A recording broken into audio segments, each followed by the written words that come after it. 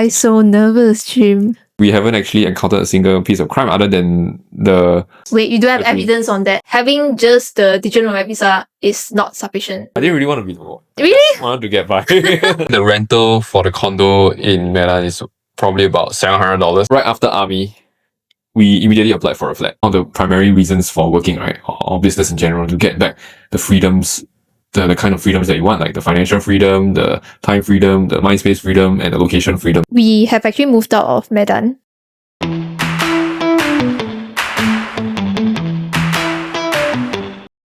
Alright, so it's the Gotham City of Indonesia, and we choose to move there. People thought we were crazy. Are we crazy? Yeah, we are really very crazy. And in this episode, we're going to find out why exactly we did that. Why did we move to the Gotham City of Indonesia? So, hello everyone, my name is Catheryn. I'm Jim. And we are two Singaporeans whom about a year ago decided to pack out our lives together with our cat, and we moved from Singapore to Medan, Indonesia. So you might have seen our story featured on CNA, but today we're launching our own channel to share the full unfiltered stories. The good, the bad, the really unexpected ones. And for our first video, we'll be answering the biggest question everyone asks us. Why? Why did we choose to live a perfectly good life in Singapore to Medan, Indonesia? So earlier on, before this video started, Jim was just saying that before we even moved, he didn't even know where Medan is. Yeah, 2 years ago, I really haven't heard of where this city is, which is Medan, until like my friend told me he came from there. Then I'm like, oh, okay, where is that? So I met him like probably 4 to 5 years ago at a business kind of networking session. And then he did share that he was from Medan, which I didn't even really take notice, because when people talk about Indonesia, it's Jakarta, right? And the first time that he brought us to Jakarta, we were like, oh, okay, that's probably where you're from. Then he said, no, I'm from Medan. And I'm like, where is that? And then I went to Google and found out, oh, it's actually right across Penang. So right opposite the ocean, like from Penang, is actually Medan. So that's where it is. Just to be sure, Penang, Malaysia, right? Correct. So as Singaporeans, right, we definitely know where Penang is, right? Because we have definitely heard of it somewhere, our parents or whatever it is. And then we know where Penang is. But I think 80%, or maybe I'm probably stereotyping, but I would think a good percentage of Singaporeans don't actually know where Medan is. So there's a Bahasa version of Medan, right? Like there's this word Medan. Is it food or what? I think it means different things in Bahasa Melayu and Bahasa Indonesia. In Bahasa Indonesia, it means field. F-I-E-L-D. Field. Yeah, when I tried to Google Translate, that's what it told me. But okay. I don't know, the Medanese can comment down below and tell us, is that accurate translation? And then in Bahasa Melayu, right, I think Medan actually means something else like park. P-A-R-K. P-A-R-K. Yeah, because sometimes they put Medan Kereta, right, which is car park. Oh, right. Yeah. So I think you guys comment down, the Malaysians and the Indonesians, please comment down, because as Singaporeans, we don't even speak Bahasa Melayu or Bahasa Indonesia, so we don't know. So you guys need to tell us which is which. Yeah, so we are trying our best to learn our Bahasa Melayu / Indonesia through Duolingo. And also, obviously, through daily conversational interaction with the locals. Yeah, right. So I'm on a 550-day streak. You're on your 170-day streak to learn. Unfortunately, Duolingo doesn't teach Bahasa Melayu, only teaches Bahasa Indonesia. So we can only use Bahasa Indonesia. It is. Alright, so Jim, let's start here. We had the Singaporean dream, right? So we got our HDB at a very young age. Back then, you were 22 years old and I was 23 years old. We built a business also. So why did we mess that up? Like, what was a big push factor for you to leave? I think the first one would be the fact that after we have completed our minimum occupancy period, our MOP for our flat, we wanted a bigger space because we already had our cat at that point in time. And then we felt that having too small of a space, right, would actually let us breathe in her fur and also the smell of her shit. So I think that's something that you really dislike. I personally also feel that it's a bit too small of a place and we wanted to move to somewhere bigger. So at a point in time, our options were either we choose to purchase a bigger condominium that probably is like 100 square meter or 120 square meters or whatever, like a four room condo, 3-bedroom condo slash 4-room condo. So I think that would be one of the options, right? But that would require us to wait about 3 to 5 years, because new launch condominiums, they take 3 to 5 years to build, or we choose to buy a resale condo, which we can take immediately. But I think I didn't want that because there wouldn't be sufficient capital gain if you buy resale condos. I recall back then we were thinking about, there was this condo near Yishun, and then we even drove there just to take a look. That's the North Gaia one, is it? Oh yeah, right. The very ulu spot. Yeah. So I thought about that, and I did share with you that I really foresee ourselves living in condo because I want to go for a swim. Like Okay. there's a swimming pool accessible. So we're just looking around, and then suddenly we thought about moving out of the country instead.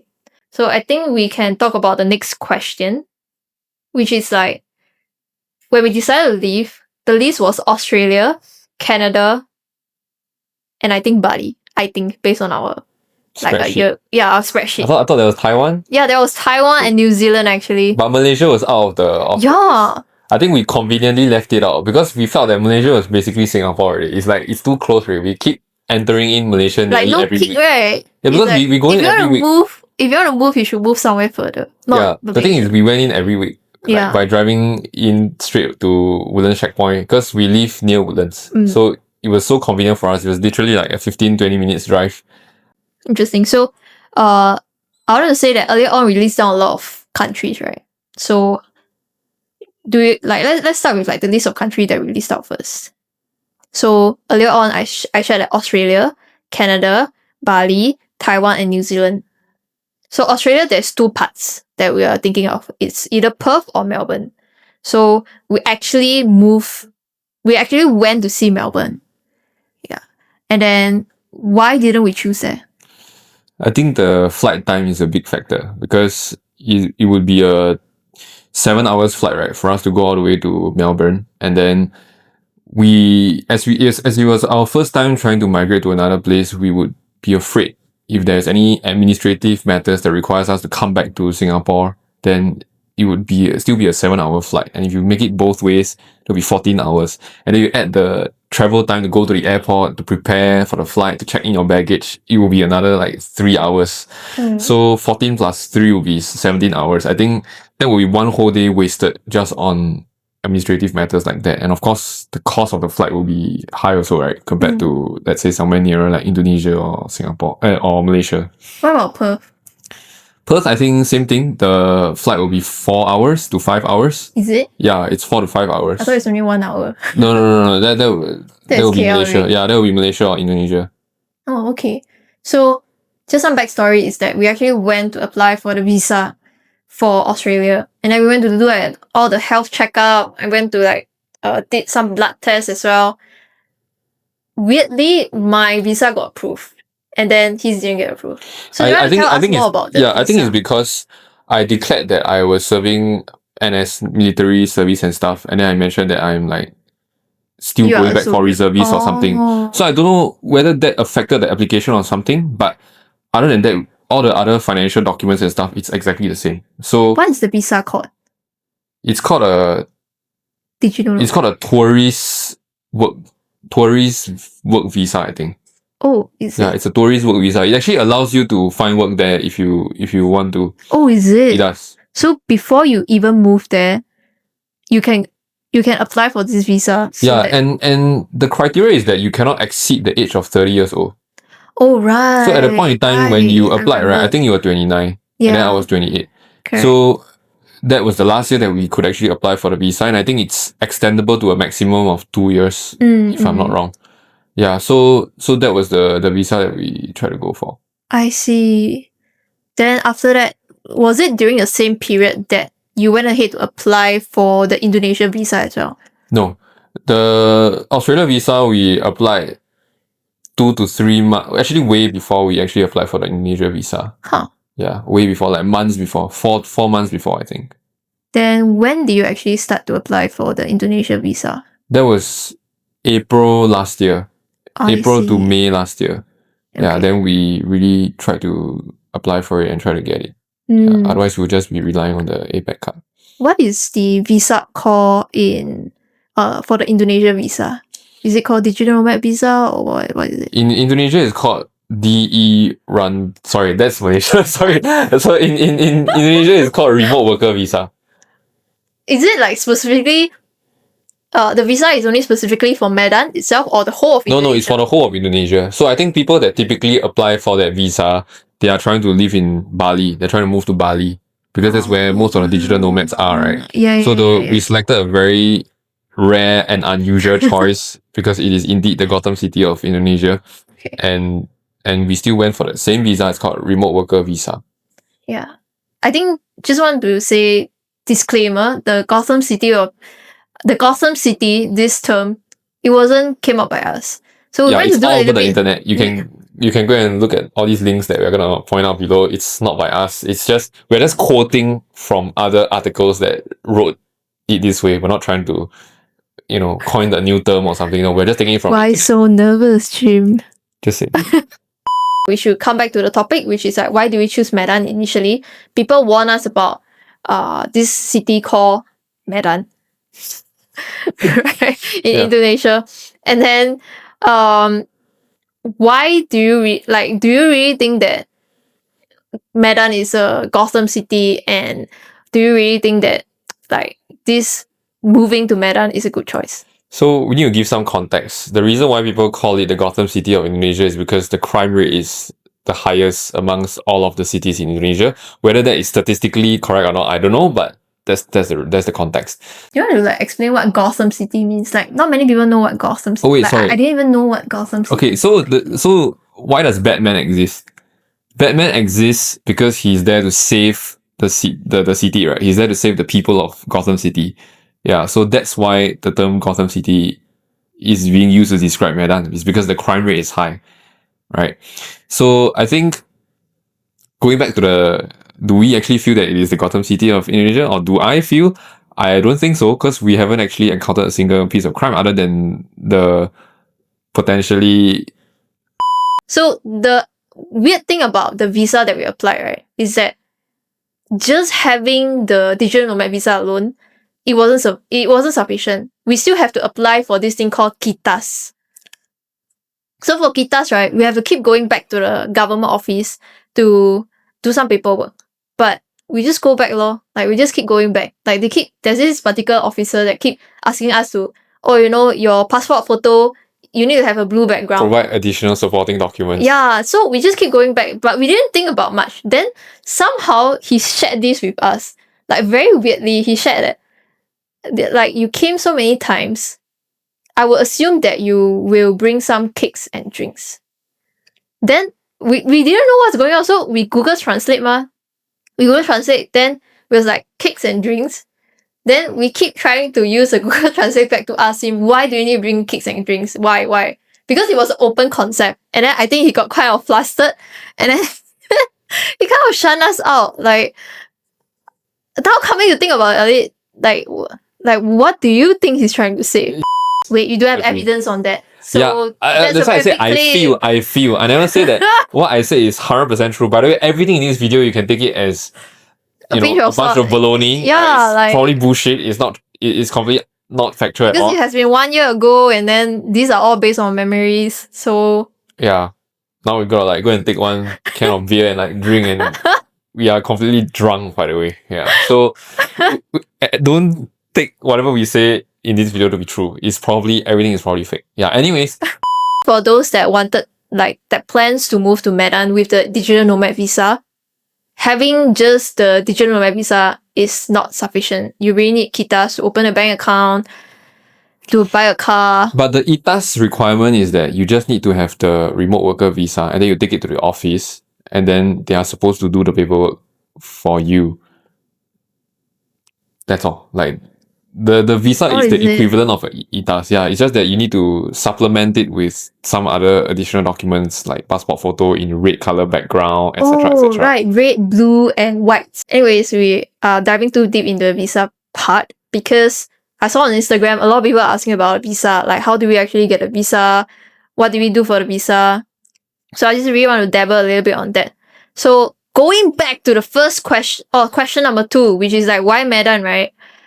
So we flew to Melbourne to check out the location. Then earlier on you said that it's 8 hours flight away, and we were just shocked lah, because it's going to be costly and like time wasting to fly back and forth. Then is there any like second reason on that?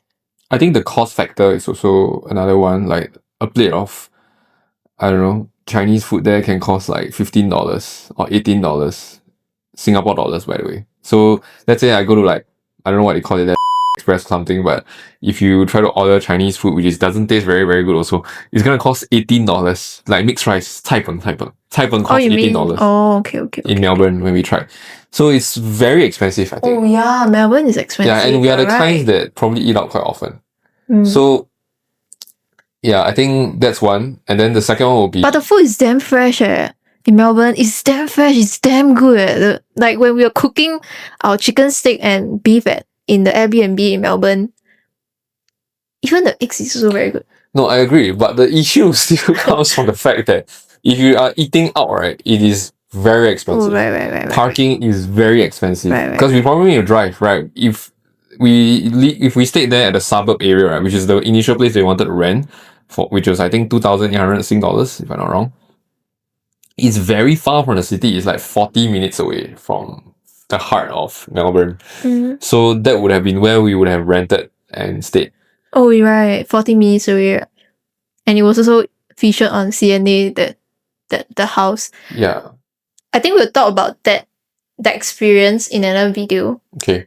So, based on my recollection, is that why we chose Medan is also because your visa got rejected, mine got approved, and then at the same time you were hanging out very closely with your Medan friend, and then he was just trying to say that, oh, you have a community over there, you know people in Medan, like just come to Medan.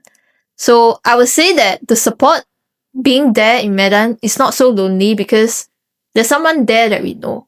Yeah, at least there is an Indonesian friend that you know. That helps, I think. That helps. So we knew that moving to a place with zero connections, like Melbourne, will be quite tough lah. Yeah, it's like for example, make friends to really just find your group of people that really knows you might be challenging. But in Medan, within the first week, we were invited to a Medanese wedding. So that was like quite friendly lah, the people over there in Medan. And they are really very hospitable, and they really treated us very well. Like we are just their very close friends to the extent. So people in Medan, Yeah, I think the Medanese, they are a hospitable bunch. mm, Yeah, so they will do They their really treat us best. They very will do well. their best to make us feel comfortable. And then subsequently, they will keep trying to invite us to their home to chill, or even go out to explore, to bring us around. Yeah, so having one person on the ground felt like there was a huge advantage. Sorry. So, kind of to think about that, right? The universe pushed us to Medan. From all the other possible places, it pushed us to Medan. Then, So are there any other reasons why Medan over Melbourne or? I think based on my notes, I only wrote two things, which is like proximity and Cost I covered. support. Have you covered cost? We have more or less covered costs. Did we? No, not down to the specific. So Do you like want to let's talk say about costs? yeah.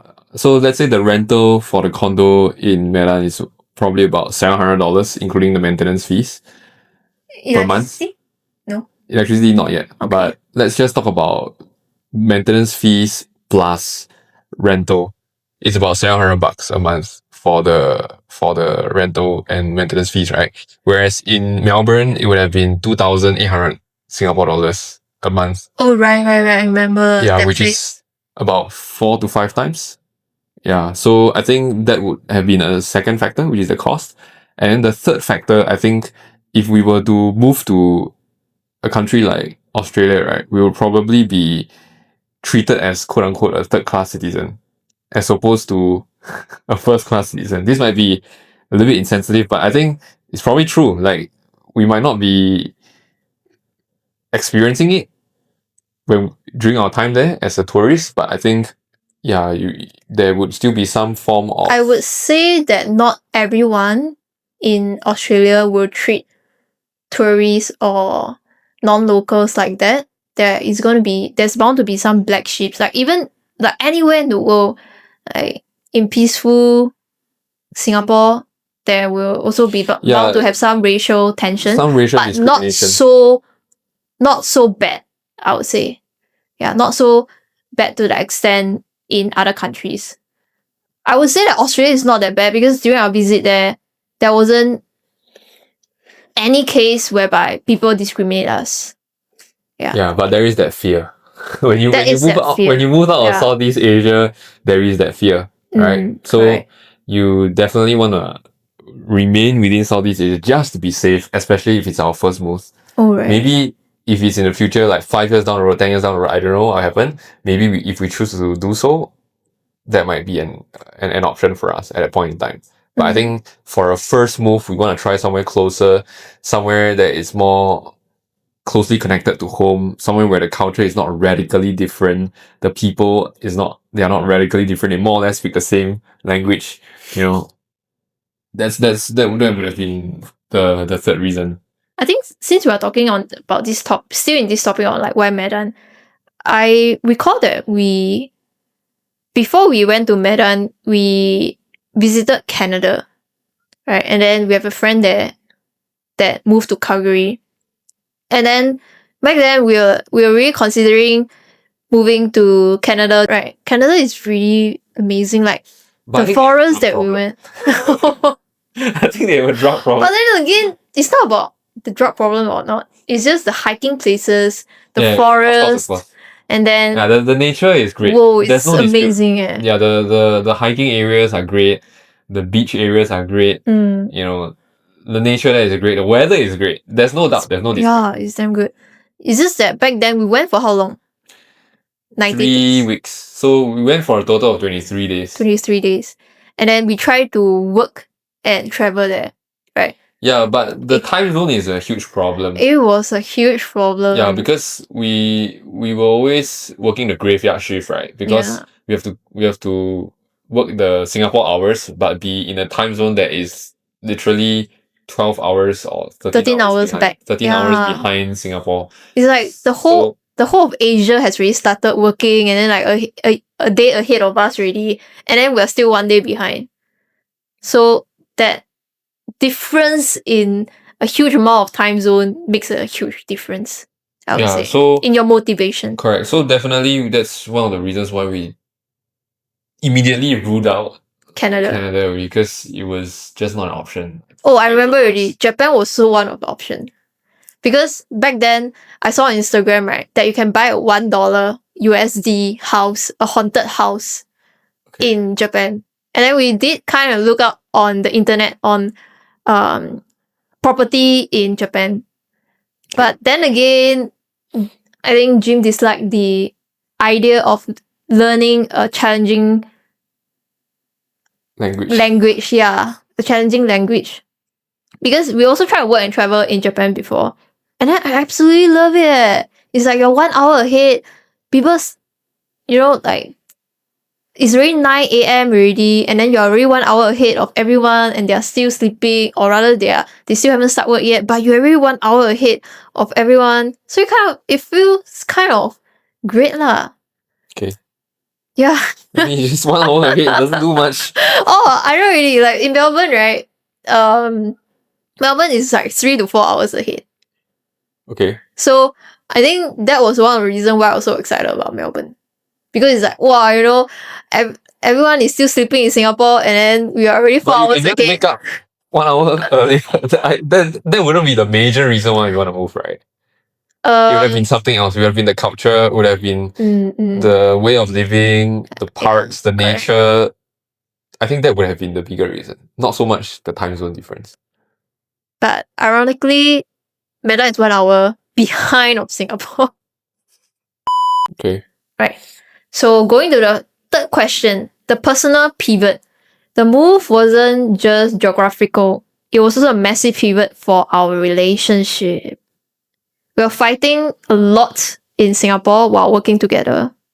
Can you share with me why me stepping back from the business was so essential for this move to even happen? I think throughout the past 5 years at a point in time of us working together, I felt that we kept visiting the same fights over and over again with regards to whose call should we take when running the business, and it caused a lot of unnecessary fights, and they felt very repetitive. It's like you're fighting over the same thing over and over again. So rather than having to revisit them, why not we just let one person have the full controls, either you or me? And I think that the better candidate would have been me. So naturally, that was what happened, and that was why we decided that you should stop working in the business and then just let me run it. There's this saying that goes, 一山不能有二虎. Yeah, exactly. So when translated to English, that means you can't have too many chefs working on one soup. Also meaning, in one mountain there shouldn't be two tigers. Yes. I want to cover on this. Like, if you're a husband and wife working together, do you face issue like us, whereby we have differing views, and then, or rather you guys have differing views and y'all fight a lot? How do y'all manage that balance? Like, is it true that one person have to exit to work harmoniously together? Or we have heard of cases whereby couples actually divorce or they broke up. Ryan Dunn, Sylvia. So for me, I chose relationship. Initially, I chose work over the relationship. That's why we fought really, really like very intense. And then subsequently, with this whole big move, I felt that our relationship is worth much more than anything else in the world. Yeah, actually, you think about why are you working so hard for? It's probably just other than you loving your work, potentially, of course, you also want to make sure that you have sufficient to provide. You have enough to provide for the family, right? And therefore, you and your family gets to enjoy the fruits of your labor, right? That's one of the primary reasons for working, right? Or business in general, to get back the freedoms, the kind of freedoms that you want, like the financial freedom, the time freedom, the mind space freedom, and the location freedom. So I think, yeah, like if you boil it down to its constituent parts, right, that is exactly what you're working towards. Then why do you even begin fighting with each other over the very thing that you're trying to fight for? Because we are Asian, we have to be competitive. In school, right, we learn to be the number one in class, right? Okay. And so much so to the extent whereby you have to... I didn't really want to be number one. Really? I just wanted to get by. I just wanted to You get don't by. want to get A for your test and your No, I exam? don't. I just want to get by. I just want to, like, at least at an acceptable rate. Oh, okay. Yeah. Yeah. Because I would assume that we consume so much of Sabri's content and then like all those gurus' content, listening. I mean, like, your mentor really helped a lot in pushing us to become a better version of ourselves. Shout out to Alvin Poe. Yay! This push, right, from all these great people just really wanted me to really excel and prove to myself that I can do exactly what all our mentors have done. And that's why I wanted us to... I was so fixated to acing and hitting that revenue target for our business, right? Even at the expense of your Yes. own relationship. Correct. Yeah, I wouldn't do that. I wouldn't. Yeah. Yeah, so that's why it kind of hit me lah. I think I'm more This move. sentimental as a person. I wouldn't want to throw away something that, is as precious as our relationship. I mean, I know that. Yeah, I probably can go and find another one, but but that it wouldn't be the same anymore. Like, maybe I'm just more sentimental as a person or what, but it just wouldn't be the same. But the business, it can fail. You can just build it up again later, right? What Like, if you we build another one. can't? What if we can't build up again? You can. You have you have time. I'm scared. Like, you're still young. You're like 20 something. At a point in Back time, then, we were back 20 then. something. You can build up again. It's not the end of the world, right? But if you break the relationship, some wounds can never heal, you know what I'm saying? Yeah. Actually, that's why I wanted to say that I'm very, very lucky to be the wife of you. Yeah, to be your wife lah. Not the wife of you, but to be your wife. Okay, Because thank you. so many people would just call it like just say like for their ego, they just say that I don't want you lah. Like don't want lah. Then just walk away. You know that kind of thing. Yeah. It's why you keep persevering on this relationship and wanting to make it work despite countless of temptations. When the divorce word came out, you keep on bringing us to the right, like back on track. That's what makes our relationship a teenager now. Okay, good. Happy anniversary. Yeah, we just passed our anniversary, 12 years together. So, woo!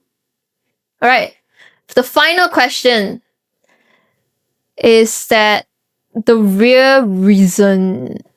What real reason? Just now those reasons were very real. Okay, so your brother once said that you're a daredevil during his wedding speech. Like he brought out this and I saw tears in your eyes.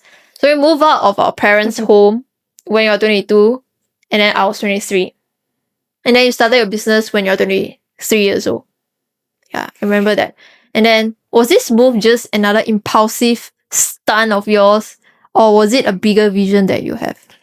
No, at that point in time, I wanted to look for a job, but Wait, no one would which accept time? me. Which time? After You I got worked at 23 years old, is it? yeah, because I worked at another marketing agency first for about half a year, and then after that period when I left, I wanted to look for another job. Yeah, but I didn't manage to. So when I didn't manage to, I was like, you know what, the next best thing to make some money is I thought you were just an to get clients. insurance agent. Yeah. Okay, wait. So there's a timeline here, right? Yeah. You understand? At that point in time, right after army, we immediately applied for a flat. Okay, right and after we army. used your income, which was 2,000 plus at that point in time. 1599.5. That's after minusing Yeah, CPF, but minus before minusing CPF is like 2,000 something. Mm. And we only used her income to apply for the flat. My income was zero because I was a student. Yeah. So when we did the application, we collected our keys 1 year after because we used the sale of balance flat. And it was also easy for us to get a sales of balance flat because we choose a 3-room flat. Because most Singaporeans, they will choose the 4-room flat, which is quite competitive lah. But for us, we choose 3-room flat. And then it was also an SPF. And I think we had to choose a 3-room also because with the 2,000 plus income, the loan quantum wasn't that high to secure a 4-room. Oh, is it? From my understanding. Oh, I don't think it can go higher than that. So, in a way, it's a calculated move, not really like what your brother said that you're a daredevil lah. No. I think I calculated the risks associated with my decision very clearly. And I knew that the risk wasn't that high. It's just at most you lose that 1 year from uni. But after like 1 year or so, we were already making more than like 5 figures a month income, take home income. And that was why I decided to drop out. At the start, for the first few months, we were earning nothing. Basically nothing. No, actually, on the third month, we were already making about 6,000 something. Oh, is it? Yeah. Like by the third month, we were making about 6,000 for that month. This is combined, which is not the best thing in the world, but at that point in time, for us, it was a lot. Yeah, it was a lot for us at that point in time. And then eventually it started growing lah. Yeah. Then, going back to the question, which is like, was this move to Medan another impulsive stunt, or was that a bigger vision? It wasn't an impulsive stunt. It was because we really needed more space because we had Aurelia, our cat, at that point in time, and her shit was starting to get quite stinky. So, and we needed more space for us to do our work also. Yeah, because when we were both we only had 2 bedrooms, right? So one of the bedrooms is really a master bedroom to contain our bed, obviously. Then the other room was our study room, which works. But if both of us are in that same room, right? Either one of us being on a Zoom call or a Google Meet call would have been too loud for the other. So one of us had to work in the living room, which was again a little bit noisy. it wasn't very conducive. So we needed one more room. Yeah, and also we needed one room for Aurelia to put her toilet, her automated toilet at a point in time. Because the automated toilet, we put it in a storeroom, which was really not a very good place, right? Put it in. Oh, because there's no window there. Then Yeah, that's so why there's a everything lack is. of ventilation also. So it smelled quite bad. It smelled So bad. we put a filter, air purifier inside. Yeah, but not foolproof. It was So- actually quite good because Okay. Dyson. So let's come back here. Okay, so because we have a lack of space, our HDB flat, being a 3-room flat, was only about 68 square meters, right? 68 square meters of usable space. The condo in Medan was about 128 square meters. It's about twice the size of our 3-room flat. If I'm not wrong, the one that we had a look at in Melbourne was about 140 Oh, square meters, I think. Yeah, so it's about slightly bigger than twice of our. there's also a Zero flat. garage. Yeah, there was also a garage. So for those reasons, we already decided to move. Yeah, so our options would be, as I mentioned, right? Buy a new Wait. condo, but you have to wait 3 to 5 years. Buy a resale condo. I find it too expensive, and I find that financially it doesn't make sense because the capital gain wouldn't be there. So best option, just move overseas and earn our rental income from our 3-room HDB flat. Mm. So that is once again, it's not a stunt. It's a actual decision based on the financial upside and also the benefit of a bigger space that could cater to our needs. Do you think that it's also partly being influenced by other internet marketers that shared about what Tim Ferriss say, the 4 hours work week, the geo-arbitrage?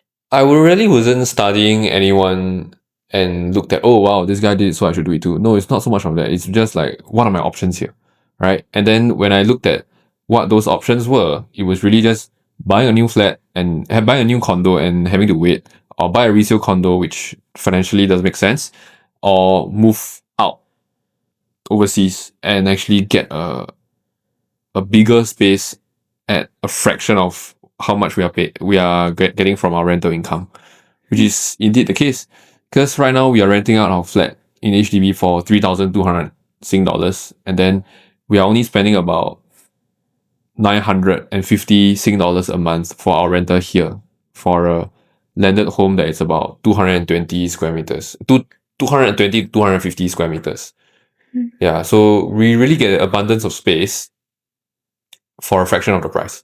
I think for clarification purposes, right, we have actually moved out of Medan. As we mentioned at the start of this video. Really? Did we we? mention Oh, it? did we not? I Okay, think sorry. no leh. Okay. Then yeah. Yeah, so elaborate. So we have already moved out of Medan in the nick of time during the riots. Right before the demonstration happened. Yeah, not riot, The but demonstration where the correct. lawmakers in Indonesia increased the allowances for the lawmakers to get an additional 50 million rupiah. Wow, you are so specific. Anyways, we moved out and then we are happily staying in KL right now. So it's about 15 months in Medan, and then after that, right now we have moved to KL for KL. 3 months plus KL for 3.5 months. Correct. So the visa that we apply is the Digital Nomad Visa.